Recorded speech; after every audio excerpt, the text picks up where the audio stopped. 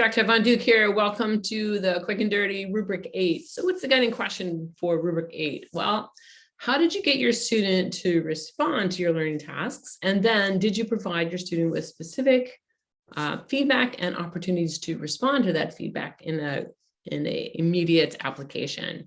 I'm Dr. Von Duke. I'm a professor of education and a certified EdTPA reviewer. I've been consulting on the EdTPA for the past 6 years, both in college courses and as a private consultant. This channel is a result of my desire to lessen the stress involved in completing this difficult portfolio project, especially when teachers are very often in their student teaching year or their first year of teaching. I especially try to lessen that stress by telling you how all the moving parts fit together and what is really actually meant by each question, because there's a lot of ambiguity I find in how they're worded. I share these EdTPA strategies freely with the public, but I also provide, and you'll see in the description below, some courses should you want a little bit more detail and guidance in walking through a particular rubric. And I also offer consulting services if you would like a mock score and a chance to talk through with a professor your project. So that said, let's get to it. And let me talk about today's lesson. So this is going to be, we want to get all the way to the beginning here. Sorry about that.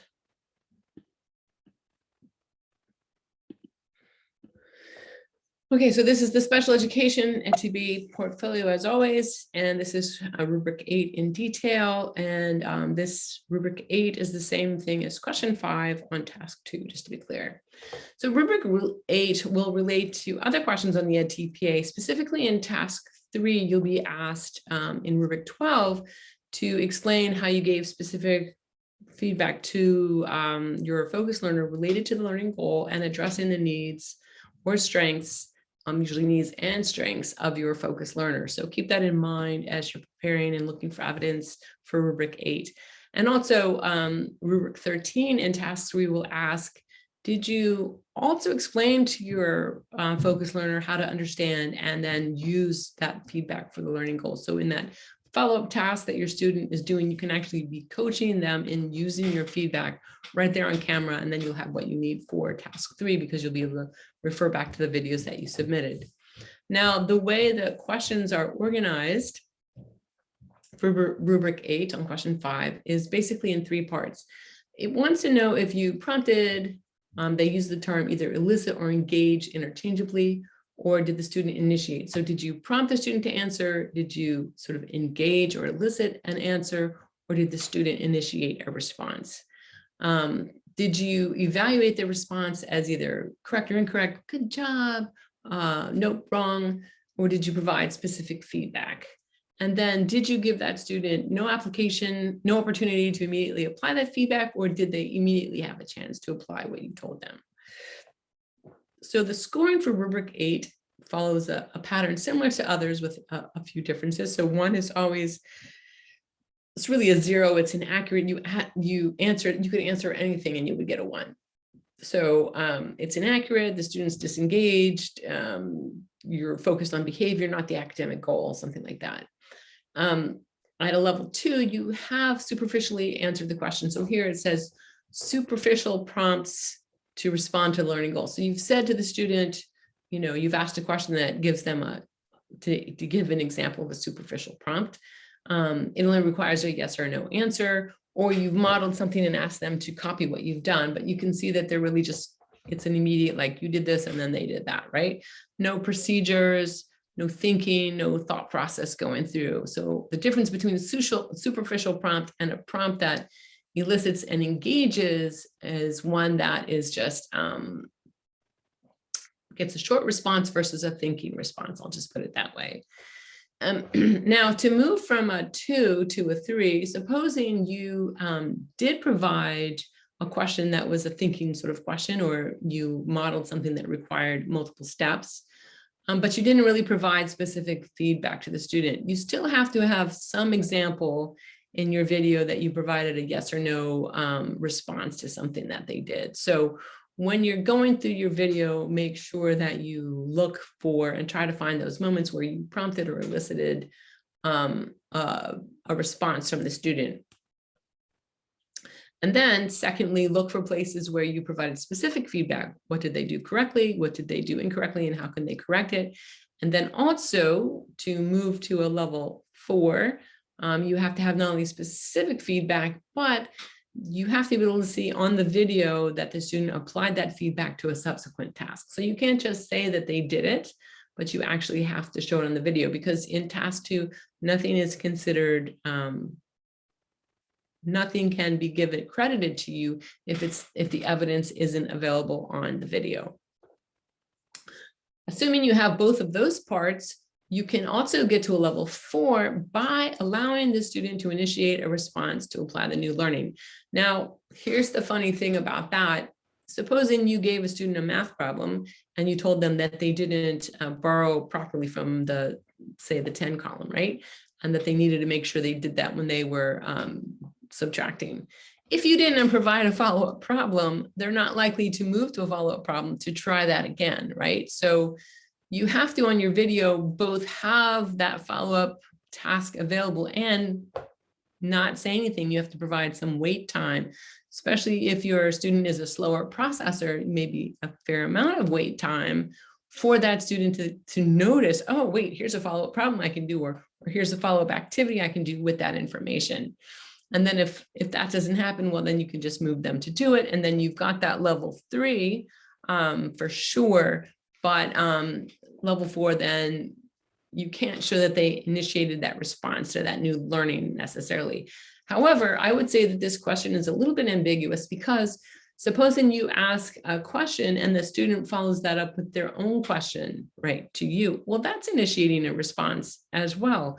So I've seen sometimes reviewers have given credit for that. So if you can go back and find places where the student has done that, you can still get that level 4.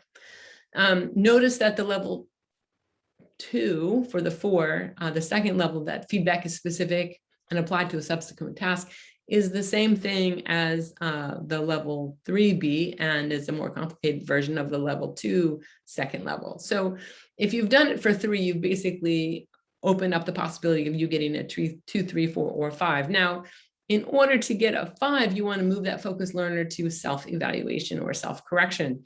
And that doesn't mean they have to do it independently. That has to mean that you have basically what you're saying to them is, all right, so make sure you borrow from the 10s column. They see a subsequent problem. They do that, and they then check, did I do, maybe you have 3 steps in that procedure that you have laid out for them on a graphic organizer. Did they go through that and say, yes, I did this, yes, I did this, yes, I did that, so therefore I'm probably at the correct answer? Or can they check that they have a correct answer, right? So you have that set up for them and ready to go, but it doesn't mean you can't guide them for a level 5.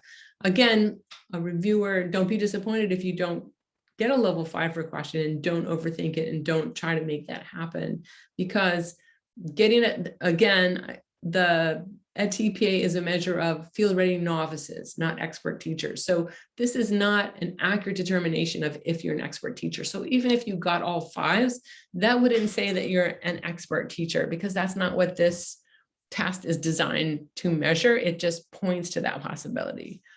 All right, so what would be your strategy in answering the rubric 8? Well, I pointed to that a little bit, but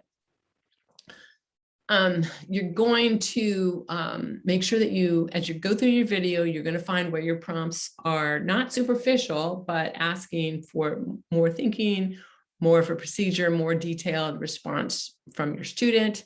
And then you're going to explain how your prompt elicits more than a superficial response for your student. So you could say, by asking the student to, solve this puzzle, they had to try 3 or 4 different attempts. So they weren't simply responding with one correct answer or one incorrect answer, but they had to go through several attempts to try different strategies to get to the correct answer. That's just a short example, but you want to explain that how, again, you might be able to get through rubric is one of the places where the discrepancy between the commentary and the rubric is not quite as clear. If you say what you did, that's enough for how you did what you did in this particular case. But if you really want to get into this a little bit more deeply, you want to differentiate that superficial prompt from an engaging prompt. And I think this would be where you would do that. That said, if you can also add to that to get a score of 4, assuming you've given specific feedback and a chance to respond, if you allowed space in your lesson for the student to initiate some of the responses, not just space, but you have to have a task ready for them to move to try again. And you can't look like you're prompting them to do that, but what's not on camera isn't on camera, right? So you want to have a task ready, and you want to have some wait time. So between your questioning and between your feedback and their possible responses, or you asking them to respond with a follow-up. And okay, and then I talked about the score of 5. In order to have that score of 5, you have to have something ready to go to help them self-evaluate or self-correct how they've done on that question. So you want to go to your footage, look for places where you provided feedback to your student, add a timestamp there, look for places where you prompted your student or they initiated a response, look for places where they followed up on your feedback and timestamp those.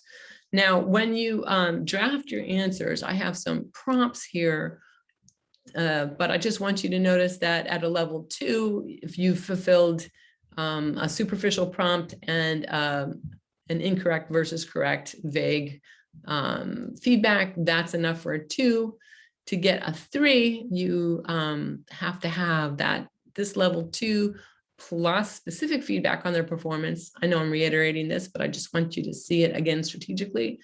To get to a level 4, you have to make sure that the feedback is specific and there's follow-up action that your student can take.